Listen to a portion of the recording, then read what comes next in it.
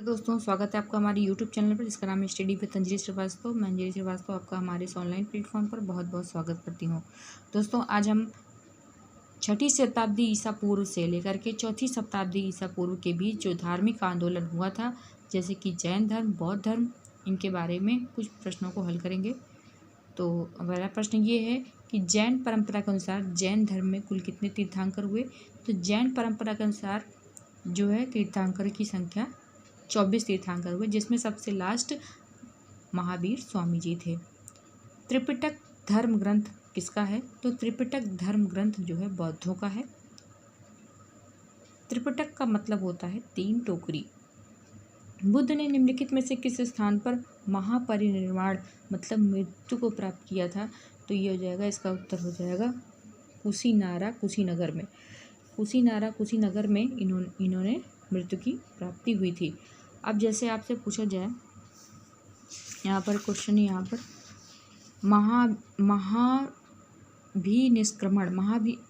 महाभिनिष्क्रमण का मतलब क्या होता है। तो महाभिनिष्क्रमण का मतलब होता है घर त्याग करने की घटना। गौतम बुद्ध ने घर को त्याग किया तो उसे हम कहेंगे महाभिनिष्क्रमण। ठीक है, इसका प्रतीक क्या है। इसका प्रतीक है घोड़ा।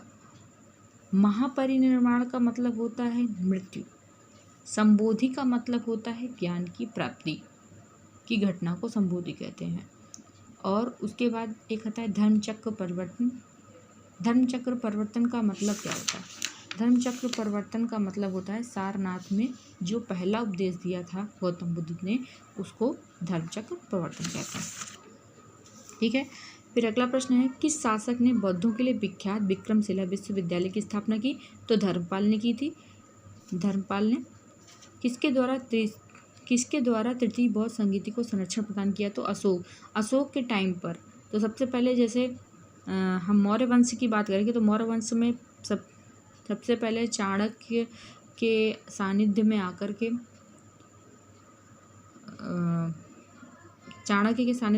के जो है सबसे पहले इनके दादाजी थे उसके बाद बिंबिसार थे, मतलब चंद्रगुप्त मौर्य थे, उसके बाद बिंबिसार थे, फिर अशोक आते हैं तीसरे पे।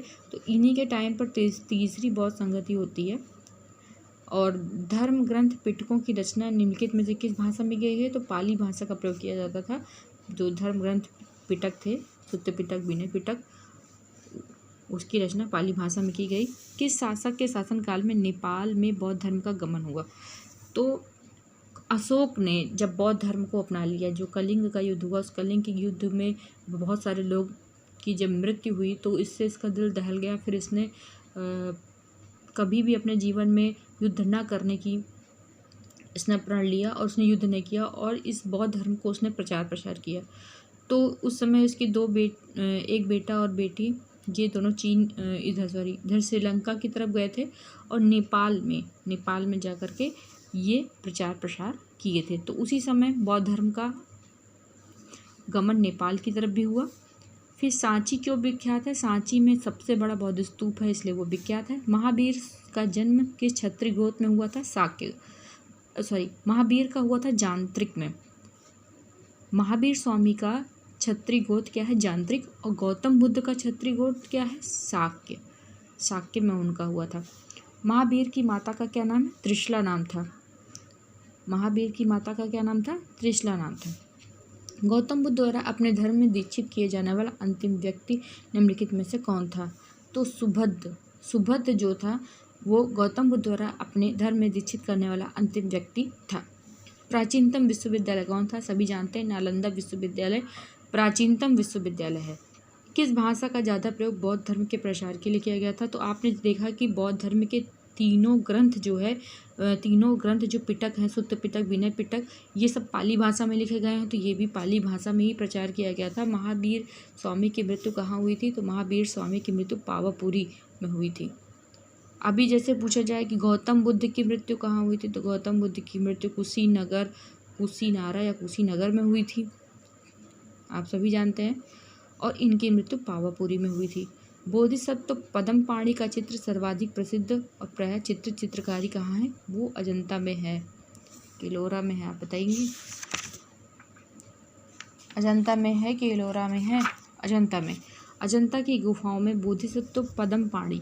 बोधिसत्व पद्मपाणि का मतलब क्या है? पद्मपाणि का पाणि मतलब होता है हाथ, पद्म मतलब होता, पद्मपाणि मतलब कमल का फूल लिए हुआ।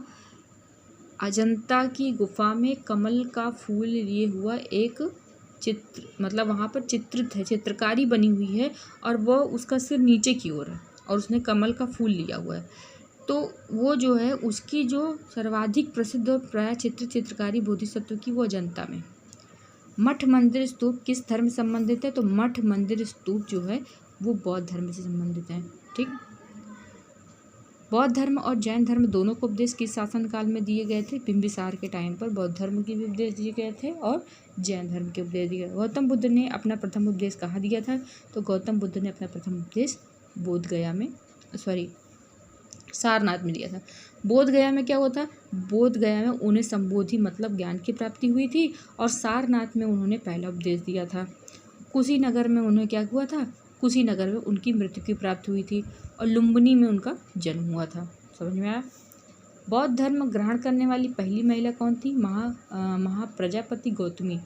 तो बौद्ध धर्म ये इनकी मौसी थी, ये बौद्ध धर्म की मतलब गौतम बुद्ध की ये मौसी थी और उन्होंने इनका पालन पोषण भी किया था। तो और सबसे बौद्ध धर्म को ग्रहण करने वाली पहली महिला भी प्रजापति गौतमी ही थी। बोध गया कहाँ स्थित है? आप सभी पता है, बोध गया हमारा बिहार में है। जातक किसका ग्रंथ है? जातक बौद्ध धर्म का ग्रंथ है। सिद्धार्थ को ज्ञान की प्राप्ति कहाँ हुई थी? अभी मैंने बताया सिद्धार्थ को ज्ञान की प्राप्ति कहाँ हुई थी? बोध गया में प्राप्त हुई थी और सारनाथ में उन्होंने पहला उपदेश दिया था और कुशीनगर में उनका महापरिनिर्वाण हुआ मतलब मृत्यु हुई थी। सारनाथ में बुद्ध धर्म का प्रवचन क्या कहलाता है? तो प्रवचन को हम क्या कहते हैं? महाभिनिष्क्रमण कहते हैं। धर्म चक्र प्रवर्तन क्या होता है? जब हम पहला उपदेश देते हैं। महापरिनिर्वाण क्या होता है? जहाँ मृत्यु हो जाती है तो उसको महापरिनिर्वाण कहते हैं। फिर देखिए बौद्ध धर्म ने समाज के किन वर्गों पर महत्वपूर्ण प्रकाश डाला था? तो महिला और शूद्रों पर ही उन्होंने ज़्यादा मतलब फोकस महिला और शूद्र पर किया गया था। बुद्ध के गृह त्याग का प्रतीक क्या है? घोड़ा है, हाथी है, बैल है, भेड़ है? तो घोड़ा है। इस तरह से हमारे 25 क्वेश्चन कंप्लीट होते हैं। दोस्तों अगर वीडियो पसंद आए तो प्लीज़ चैनल को लाइक करें, सब्सक्राइब करें, कमेंट करें, शेयर करें। Thank you so much.